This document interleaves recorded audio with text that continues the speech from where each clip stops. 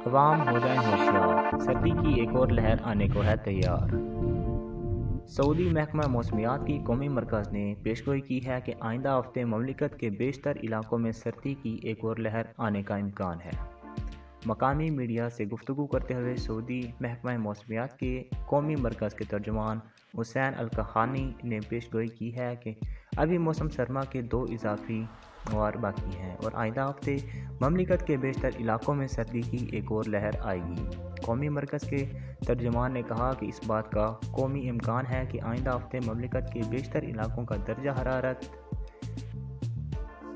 کم ہوگا، تاہم اس دوران ساحلی مقامات کا موسم نسبتاً معتدل رہے گا۔